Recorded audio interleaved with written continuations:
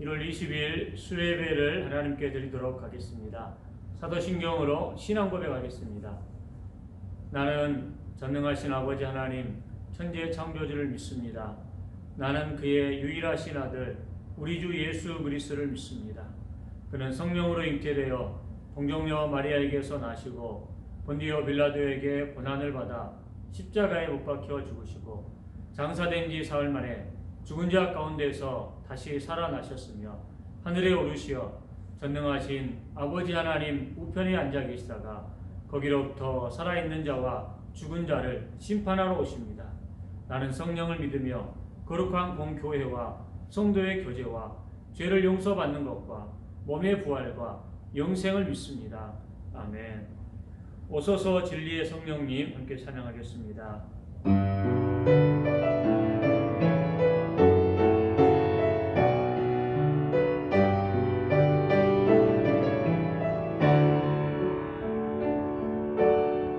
오소서 진리의 성령님 이 땅은 들며 임하소서 거짓과 탐욕 죄악에 무너진 우리가 순정케 하소서 오소서 은혜의 성령님 하늘 가리고 임하소서 거룩한 불꽃 하늘로서 임하소 타오르게 하소서 주 영광 위에 부흥의 불빛 타오르게 하소서 진리의 말씀 이 땅 새롭게 하소서 은혜의 강물 흐르게 하소서 성령의 바람 이 땅 가득 불어와 이옷 입은 주의 순결한 백성 주의 영광 위에 이제 일어나 열방을 치유하며 행진하는 영광의 그날을 주소서. 기도하겠습니다. 그러고 우리의 삶을 주관해 주시는 아버지 하나님, 오늘도 저희들이 영상으로 하나님께 귀한 예배를 올려드리길 원합니다. 하나님, 벌써 몇 주째 저희들이 하나님의 성전에서 수예배 드리지 못하고 영상으로 예배를 드립니다. 하나님, 그러나 마음만큼은 예배 드리는 성도만큼은 하나님 사랑하고 의지하는 깊은 마음으로 나아갑니다. 오늘 예배 드릴 때마다 성령 아버지 하나님 역사해 주시고 우리 가운데 생명 되신 예수님, 우리를 사랑하시는 예수님 걸음걸음을 축복하시는 신실하신 주님 만난 시간 될 수 있도록 주님 인도하여 주시옵소서. 주님, 저희들이 때로는 약하고 때로는 허물도 많고 또 때로는 여러 가지 죄악 가운데 있는 저희들의 삶입니다. 이런 저희들을 긍휼히 여겨주시고 불쌍히 여겨주셔서 하나님의 사랑과 하나님의 은총으로 새롭게 해주시고 능력 주셔서 더욱더 굳건한 믿음의 길을 걸어갈 수 있도록 주님 인도하여 주시옵소서. 주님이 이 땅 가운데 의인 10명을 찾는다고 했던 것들처럼 저희들의 삶이 의롭게 되고 경건하게 살아서 이 우리나라 이 민족 살려낼 수 있는 그리스도인의 삶도 살아갈 수 있도록 은총을 베풀어 주시옵소서. 오늘 수요예배 가운데 하나님 앞에 영상으로 예배드리는 성도들의 삶 가운데 함께 해주시기 원하며 예수님의 이름으로 간절히 기도하였습니다. 아멘.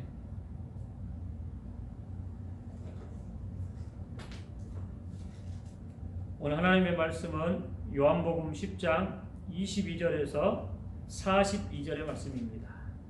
요한복음 10장 22절에서 42절의 말씀입니다.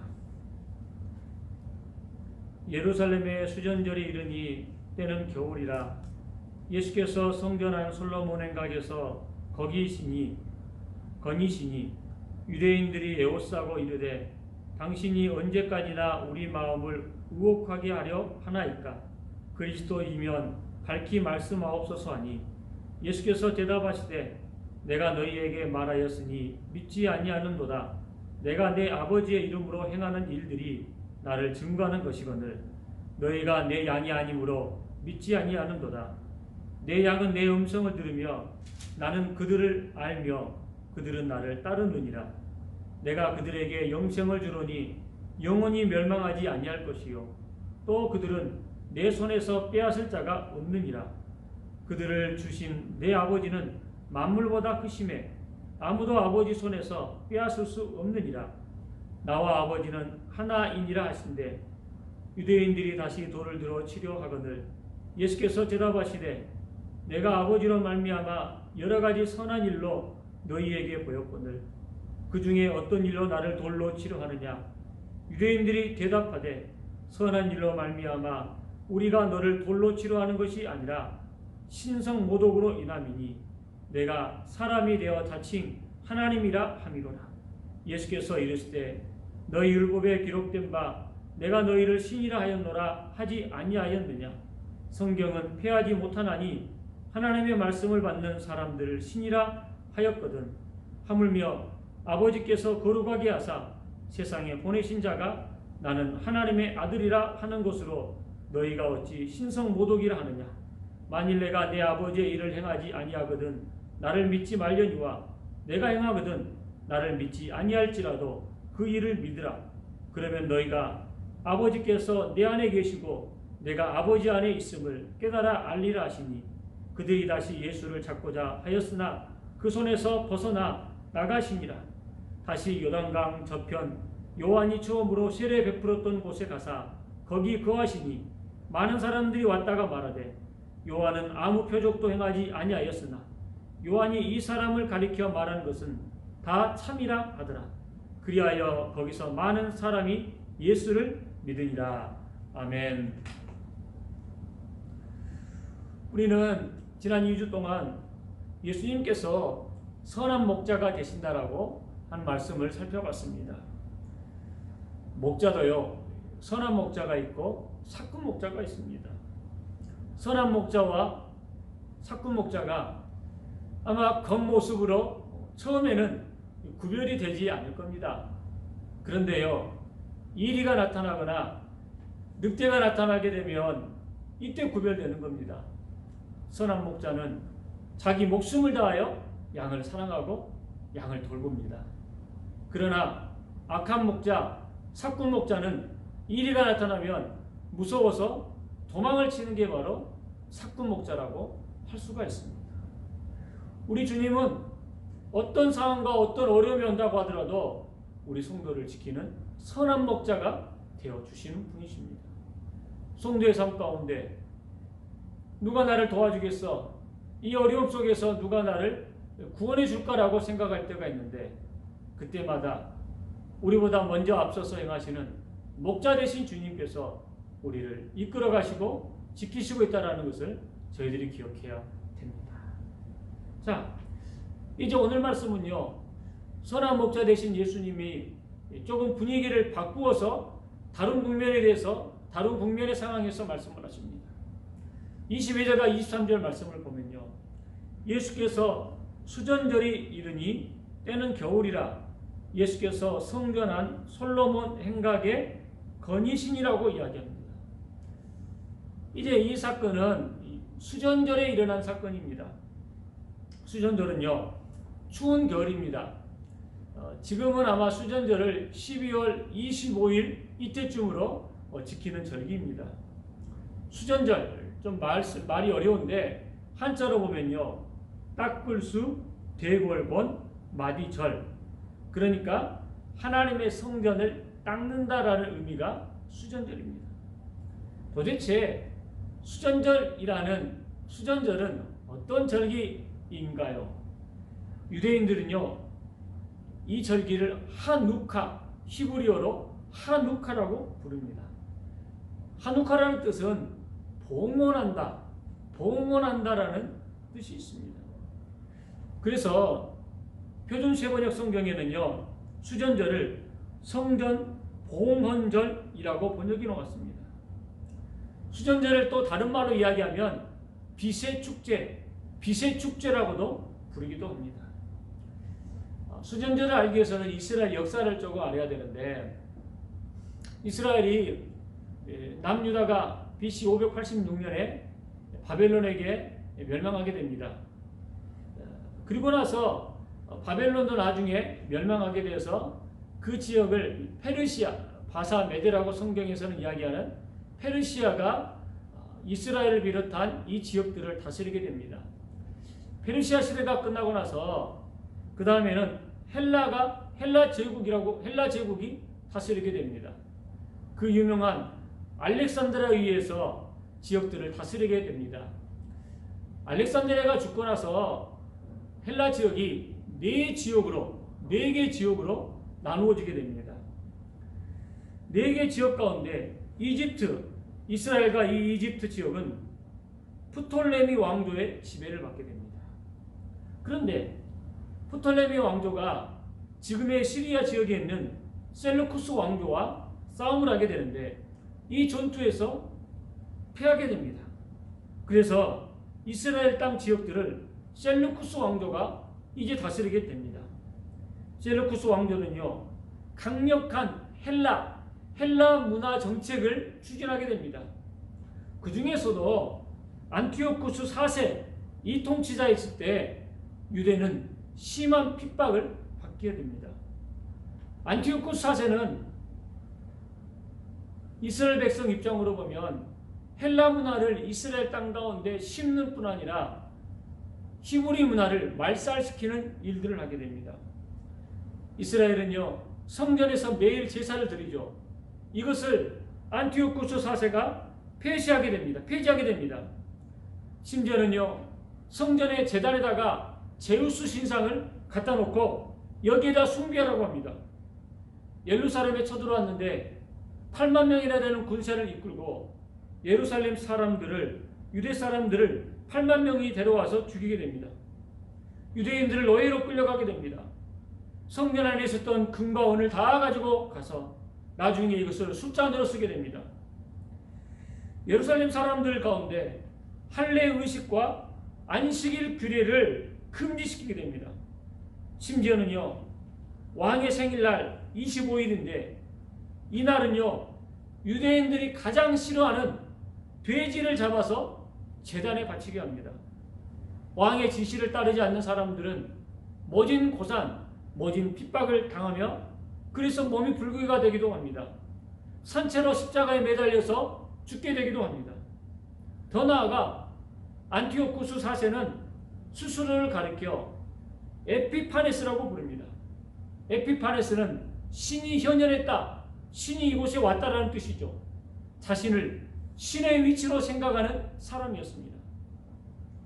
이렇게 성전에서 농락당하고 하나님의 백성들이 모독당하고 있을 때 이스라엘의 하스몬 가문이 이방 제단을 부수고 반란을 일으키는 투쟁을 하게 됩니다. 그 가문의 대표자가 마카비입니다. 이게 소위 말한 마카비 혁명입니다. 많은 경건한 사람들과 3년에 걸쳐서 성전 탈환 작업들을 하게 됩니다. 그래서요, 마카비 왕조가 군대에 승리하고 예루살렘 정복군을 다 몰아냅니다. 그리고 제사장들을 세워 성전을 정결케 하였습니다. 우상의 제단, 제우스의 제단도 다 얼어버리고 신실한 제단을 쌓아서 결국 무너졌던 성전을 수축한 일을 마카비가 하게 됩니다. 그래서 이 수전절, 이 날을 기억하는 날입니다. 이 날은요, 3가지 의미가 있습니다. 첫 번째는요, 독립기념일과 같은 의미입니다. 두 번째는요, 성전을 다시 수리하는 날입니다. 다시 정화 작업을 하게 되고 봉헌하는 날입니다. 세 번째는요, 8일 동안 등불을 켜게 됩니다. 우리나라도 보면 8월 15일을 광복절이라고 부릅니다. 36년 동안 지하에 있다가 빛을 잃었는데 빛을 되찾았다는 의미가 광복절이죠. 성전을 정화한 다음에 8일 동안 거대한 성전 봉헌 축제를 하게 됩니다.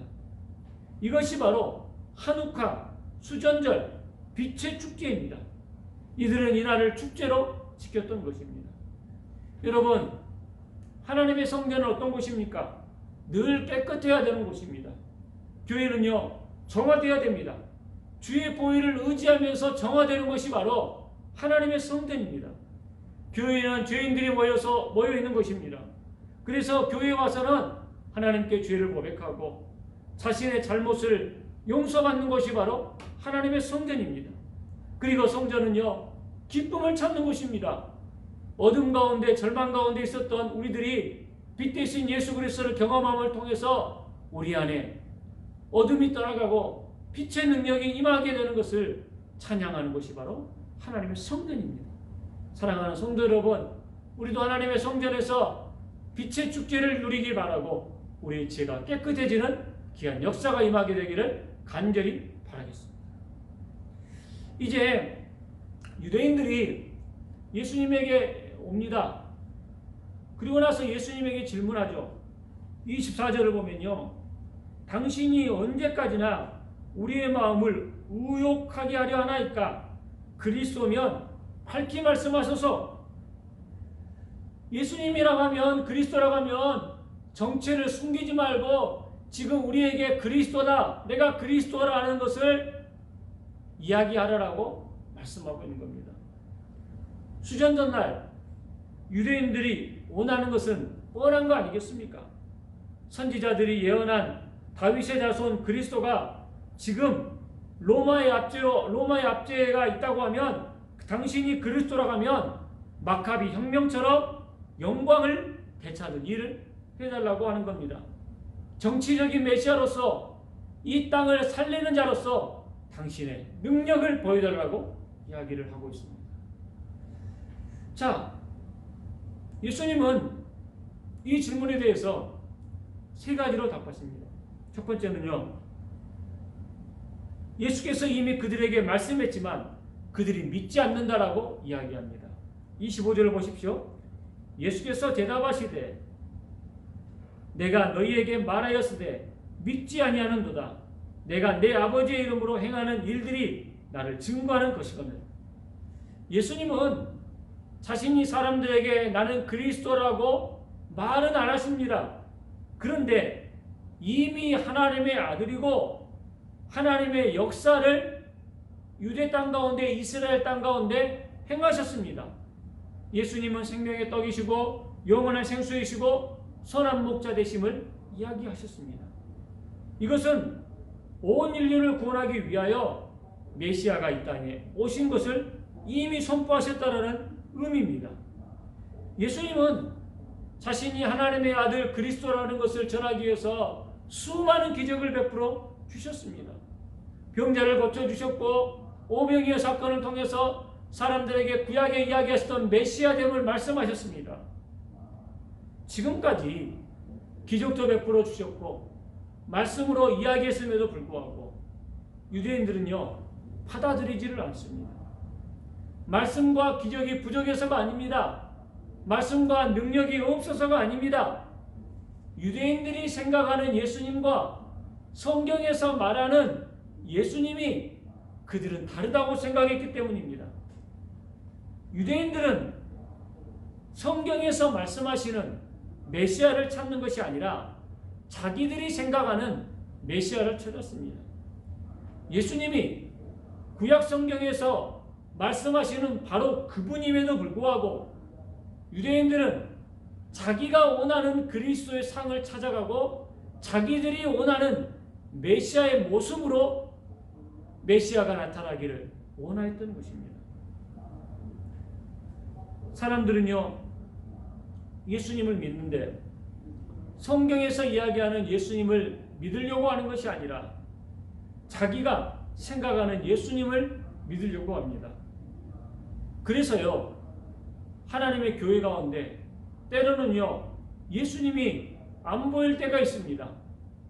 교회 안에 예수님이 주인되고 성경에서 말하는 예수님이 있어야 되는데 성경에서 말하는 예수님은 없고 자기가 생각하는 예수님, 교회 공동체를 운영하고 유지하려고 하는 예수님의 모습만 나타날 때가 있다는 겁니다.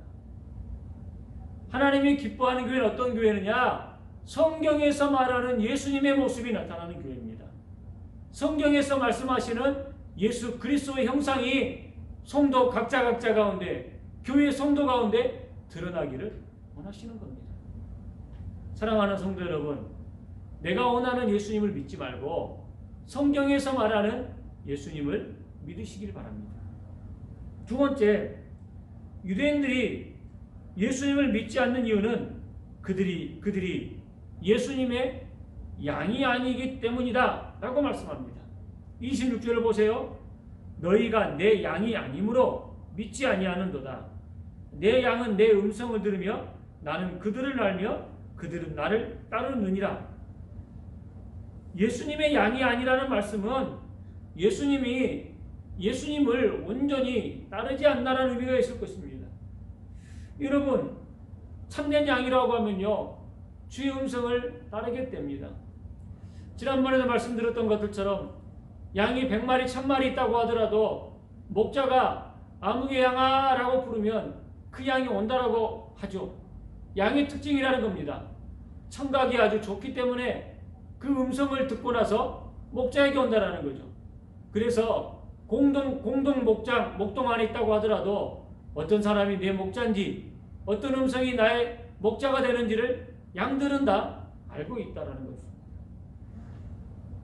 양이 예수님의 양이 아니다, 이 말을요 다시 한번 조금 생각해 보면요, 말씀을 준비하면서 양과 비슷하지만 양이 아닌 염소도 있을 수 있겠구나라고 생각이 들었습니다. 염소도 양처럼 생겼습니다. 멀리서 보면 양과 같은 하얀색입니다. 먹는 것도 비슷합니다. 멀리서 보면 비슷합니다. 색깔도 비슷합니다. 그런데 양과 염소는 분명히 다릅니다. 염소는 불순종과 반역을 상징합니다. 염소는 뿔이 있습니다. 양은 목자에게 대적하지 않으나 염소는 뿔로 목자를 대적합니다. 염소는 교만합니다. 항상 대적합니다. 결정적으로 염소는 주인을 잘 따르지 않습니다. 자기 가고 싶은 대로 갑니다. 그래서 양은 풀어놓고 키우지만 염소는 가둬놓고 키우는 것입니다. 아브라함과 이삭과 야곱은 하나님의 어린 양들입니다. 그들은 하나님이 무슨 말씀을 하든지 간에 순종하는 이스라엘의 족장들입니다. 아브라함은 자기 아들 외아들 이삭마저도 하나님께 바치는 사람이었습니다. 예수님의 12제자들도 보면 그들은 예수님의 착한 양입니다. 베드로에게 저 배를 타고 나가서 그물을 던져라, 깊은 데로 그물을 던져라고 할 때 주님의 말씀대로 베드로가 그물을 던졌습니다. 만약에 베드로가 착한 양이 아니었다고 하면 어부인 내가 바다에 대해서 더 잘 알지 저 목수가 뭘 알겠습니다라고 생각했을 겁니다. 그런데 베드로는 예수님의 말씀을 의지하여서 그물을 내리는 일을 하였던 것입니다. 염소 같은 양들이 있습니다. 가룟 유다는요 예수님을 배신하죠. 바리새인들은요 사사건건 예수님과 관계가 틀어지게 됩니다. 예수님의 음성을 듣지 않으려고 하는 이들입니다. 여러분, 우리는 주님 보시기에 다 귀한 착한 양들입니다. 하나님 말씀을 따라가는 성도가 되기를 간절히 바라겠습니다. 세 번째, 예수님은 당신의 양들에게 세 가지 약속을 하십니다. 28절 말씀 보면요, 내가 그들에게 영생을 주노니 영원히 멸망하지 아니할 것이요 또 그들을 내 손에서 빼앗을 자가 없느니라. 세 가지 축복을 이야기하는데 첫 번째, 영생을 얻는다 이야기를 하고 있습니다. 사를 만유라고 하는 황제가 있습니다. 주한 8세기경에 유럽 기독교 국가를 전부 묶는 통일국가를 세운 역사적인 왕입니다. 이 황제의 묘지에는요, 황제의 묘지가 약 200년 전에 발굴되기 시작을 했는데 거기에 있던 황제의 모습을 보고 깜짝 놀랐다고 합니다. 황제의 의복이 펼쳐져 있고 손에는 황제의 호를 쥐고 있고 그리고 그 황제의 옷 위에 성경이 펼쳐져 있는 채로 손가락으로 성경 구절 하나가 집혀져 있다는 겁니다. 그 구절은 다름 아닌 마가복음 8장 36절 말씀입니다. 사람이 온 세상을 얻고도 자기 생명을 잃으면 무엇이 유익하리요? 사람이 생명을 얻고도 자기 세상을 얻고도 생명을 얻으면 무엇이 유익하리요? 얼마나 멋진 모습입니까? 천하 왕국을 다 통일한 황제인데 누릴 것 다 누리고 다 세상 맛봤던 황제인데 그가 마지막에 적었던 말씀은 자기 생명을 잃으면 무엇이 유익하겠습니까? 죽고 나면 소용이 없다라는 겁니다. 그러나 여러분, 예수님 안에 생명이 있습니다. 예수님은 나는 부활이요 생명이니 나는 죽어도 살겠고 무릇 살아서 나를 믿는 자는 영원히 죽지 아니한다라고 분명히 말씀하셨습니다. 예수님 안에 영생이 있습니다. 두 번째, 영원히 멸망하지 않습니다. 예수님은 나를 믿는 자는 영원히 멸망하지 아니한다라고 분명하게 말씀하셨습니다. 이것은 죄의 삭슨 사망이라는 의미인 것입니다. 우리는요, 영적인 존재이죠. 그래서 우리가 이 몸이 죽은다고 하여서 우리의 영혼이 사라지는 것은 아닙니다. 우리의 육신은 단지 영을 담는 그릇입니다. 예수를 믿지 않는 사람들은 하나님과 단절되어서 죽게 됩니다. 그런데 예수님 안에 있는 사람은 영원히 멸망하지 않습니다. 거듭난 이후에 하나님과 단절되지 않습니다. 예수를 믿는 순간순간마다 영원하신 하나님께로 연결됩니다. 때로는 우리의 믿음이 연약하고 우리가 실수도 하지만 하나님과 연결된 끈만큼은 끊어지지를 않습니다. 하나님은 믿음의 성도 가운데 주 예수를 믿는 자녀 가운데 영원히 멸망하지 않겠다라고 분명하게 말씀하고 있는 겁니다. 예수 사랑 안에서 연결되어 있기 때문에 우리는 하나님의 복된 자녀가 되는 것입니다. 세 번째, 우리의 영생을 빼앗을 자가 없습니다. 악한 마귀는요, 믿음의 사람을 무너뜨리려고 하고 좌절하게 하려고 하고 상하게 하려고 합니다. 그런데요, 우리와 연결되어 있는 예수님의 끈 때문에 우리는 멸망하지 않는다라는 겁니다. 영생을 빼앗기지 않는다라는 것입니다. 죄와 허물을 가지고 믿음의 사람을 정죄하죠. 아무개 성도요, 당신은 이 정도밖에 아닙니다. 당신은 하나님을 믿으면서도 여전히 죄악 가운데 있는 사람입니다. 죄 지으면 하나님이 당신 분명히 싫어할 겁니다. 악한 마귀가 이렇게 말을 합니다. 그러나 여러분, 죄를 지으면 안 되지만 하나님은 우리를 싫어하지 않습니다. 하나님은 우리를 사랑하시고 축복의 길로 이끄신다라는 것을 알 수가 있습니다. 하나님은 믿음의 성도의 영생을 빼앗으려고 하는 분이 아니라 은혜와 축복을 부어주시려고 하는 겁니다. 그러면서 예수님은 이제 나와 아버지는 하나이다 이렇게 말씀하십니다. 유대인들에게 자신이 하나님과 하나인 그리스도라는 것을 말씀하시죠. 이야기를 들으니까 유대인들이 분개하는 거죠.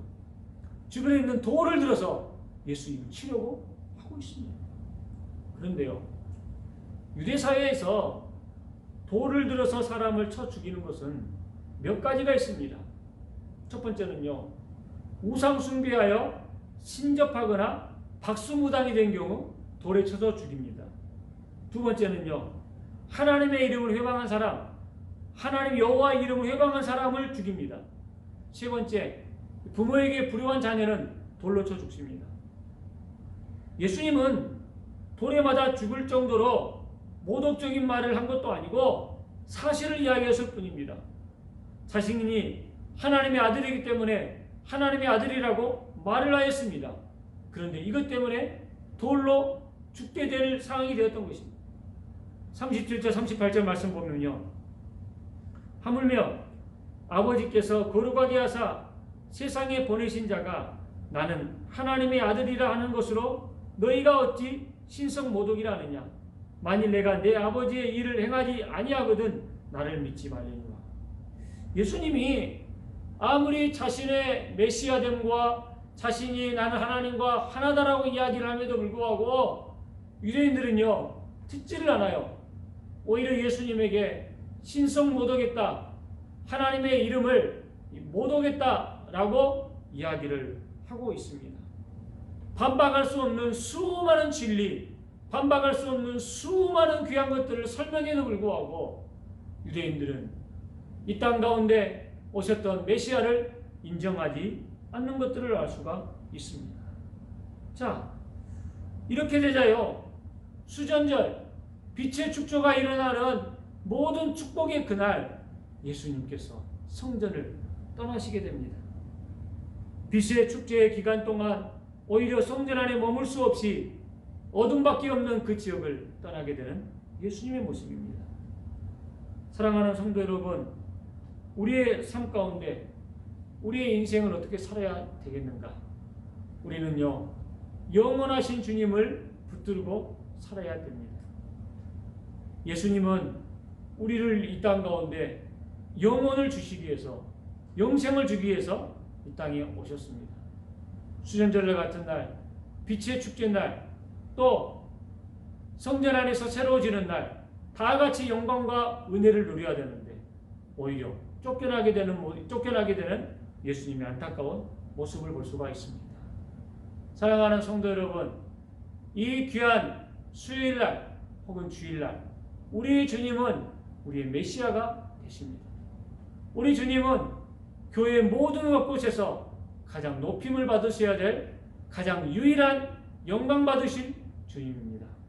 사랑하는 성도 여러분, 우리가 1년을 살아가는 동안 어떤 상황과 어떤 어려움이 있다고 하더라도 예수님은 우리가 높여야 되실 메시아입니다. 예수님은 우리의 왕이시고 그리스도입니다. 어린 양이 주의 음성을 듣는 것처럼 우리가 주의 음성을 듣고 따르며 살아가겠습니다. 고백하며 살아가는 저희들 되기를 간절히 바라겠습니다. 기도하겠습니다. 거룩하시고 우리의 삶을 주관해 주시는 아버지 하나님, 은혜와 사랑을 진심으로 감사드립니다. 오늘 저희들 수전절에 성전의 주인 되신 주님, 그러나 그 성전에서 영광받지 못하시고 오히려 쫓겨나게 되는, 돌에 맞아 쫓겨나게 되는 안타까운 예수님에 대해서 살펴봤습니다. 주님, 우리 교회 하나님의 성전에서 온 성도들 힘써 하나님 찬양하며 힘써 높이게 도와주시고 영광스러운 주님만 경배하며 살아가는 저희들 되도록 인도하여 주시옵소서. 우리 교회가 모든 기관과 재직들이 예수님 우리의 메시아이십니다, 예수님 진정한 우리 왕이십니다 고백하며 찬양이 끊이지 않는 교회가 될 수 있도록 인도하여 주시옵소서. 우리를 사랑하는 아버지 하나님, 오늘도 저희들 주님의 사랑 가운데 거하기를 간절히 소망합니다. 빛 가운데 계신 주님께 가서 우리의 죄를 고백하고 자유를 누리고 주님이 주시는 은혜와 행복을 경험하는 저희들 될 수 있도록 인도하여 주시옵소서. 우리가 선을 행하되 낙심치 말도록 도와주시고 믿음의 길을 걸어가다가 좌절하지 아니하고 나를 지키시는 하나님의 손길 바라보며 뚜벅뚜벅 담대히 십자가의 길을 걸어가는 저희들 되도록 인도하여 주시옵소서. 주님, 하루속히 수요 예배가 정상화되고 또 교회학교 예배가 정상화되어서 저희들 기쁜 마음으로, 감사하는 마음으로 하나님 전에 와서 신령과 진정으로 예배하기로 나오니 은혜를 베풀어 주시옵소서. 감사드리며 예수님의 이름으로 간절히 기도하였습니다. 아멘. 하나님은 너를 지키시는 자, 함께 찬양하도록 하겠습니다.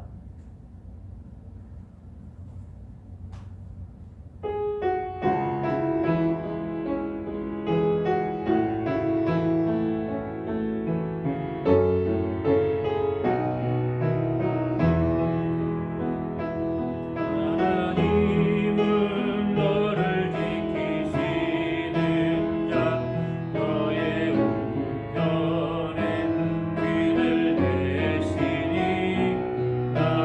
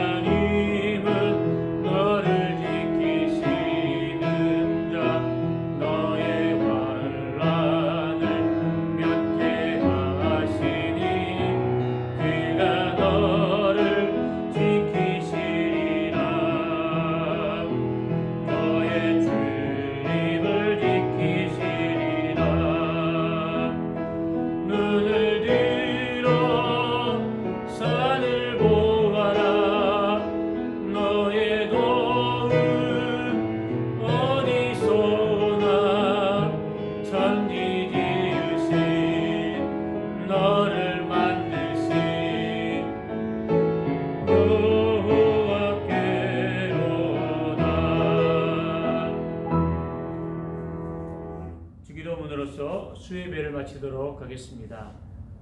하늘에 계신 우리 아버지, 아버지의 이름을 거룩하게 하시며 아버지의 나라가 오게 하시며 아버지의 뜻이 하늘에서와 같이 땅에서도 이루어지게 하소서. 오늘 우리에게 일용할 양식을 주시고 우리가 우리에게 잘못한 사람을 용서하여 준 것 같이 우리 죄를 용서하여 주시고 우리를 시험에 빠지지 않게 하시고 악에서 구하소서.